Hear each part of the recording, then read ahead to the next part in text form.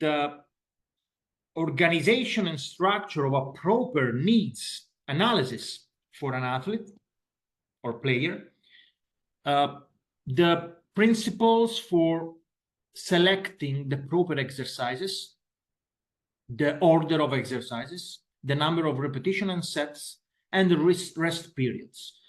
The bulk of the lecture is centered and focused around the needs analysis. So the different steps that allow SNC coaches to proper understand the athletes or the players they are working with, and to design an individualized training program. We have different learning objectives and learning outcomes, based on the completion of this module. So at the end of that paper, the students, you will be able to identify the principles of training and all the key interactions between principles, being able to identify the specific criteria for conducting a needs analysis for an athlete, and also being able to manipulate the different training variables based on the type of performance goal that you have with your athlete and with your player. It's important also to note that some of the topics that we will cover during that paper 2 will be translated into practice during the next block teaching with me that we will start at the end of the month. Okay, so the first step for a successful training program design is to understand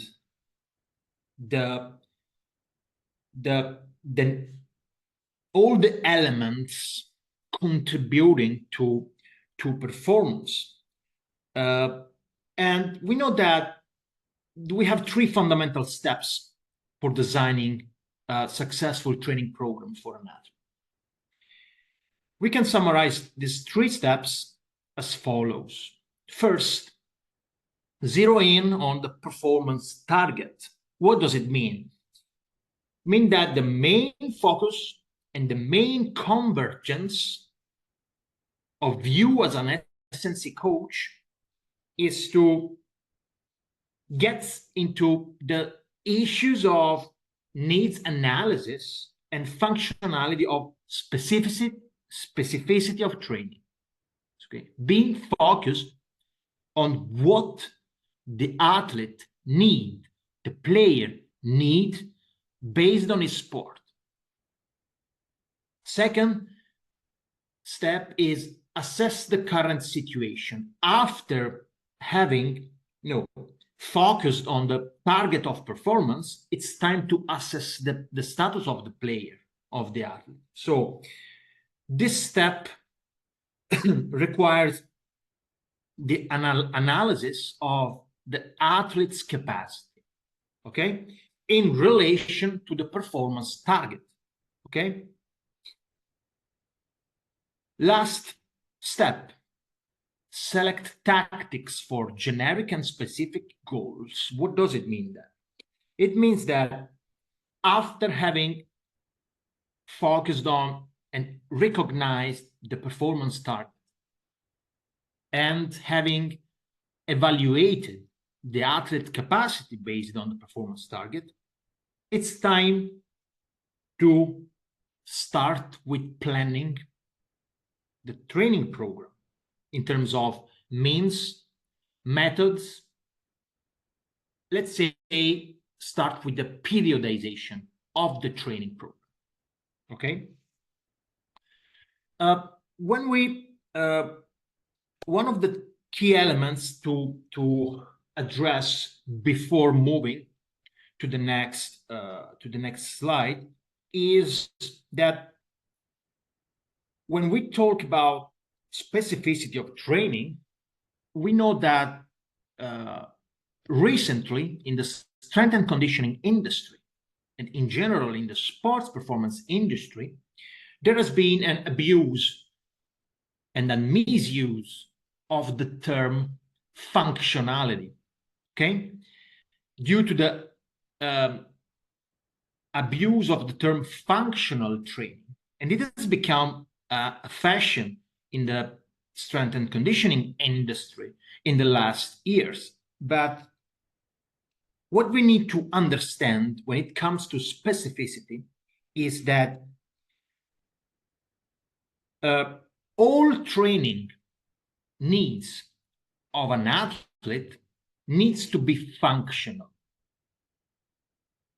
And the problem is that the misconception of the term functionality has started due to the use of the expression functional training in relation to the modalities of training. So training with unstable surfaces, with bags, with TRX, with kettlebell has been defined functional training. This is a misconception, okay? Because the functional training methods should be based on the principle of specificity. So the term functional training just refers to the training that is specific to one's daily life activity or sport-specific activity, okay? So if I'm training for a football player, I'm using different training means and methods than for a volleyball player. Okay, so each method is functional to a specific goal.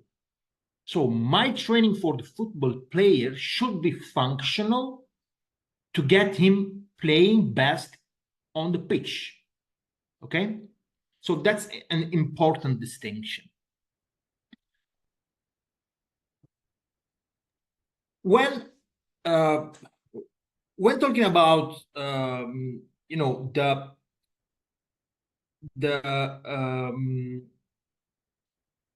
designing of an effective training program, is always important to keep in mind what the fundamental training principles are. Okay, so we know that an effective training should be based on should be scientifically based and based on few training principles that form the basis of all the effective training programs. We can summarize the training principles here in the following 7 principles, which are accommodation, continuity, individuality, progression, specificity, synergy, and variability. Let's have a look at the meaning of each one. So for accommodation, we mean the biological response to a constant stimuli decreases with repeated application. Okay, so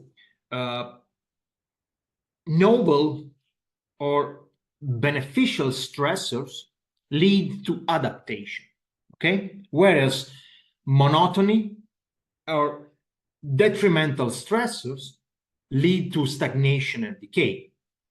An example, if we have an athlete training for strength and training for maximum strength, okay, with a constant stimulus over months, what does it mean?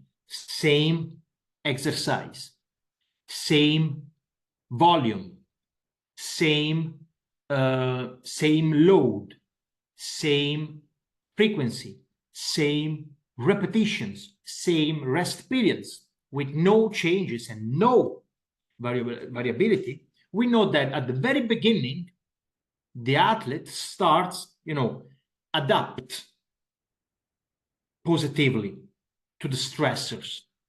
But as time passes and that stimulus is not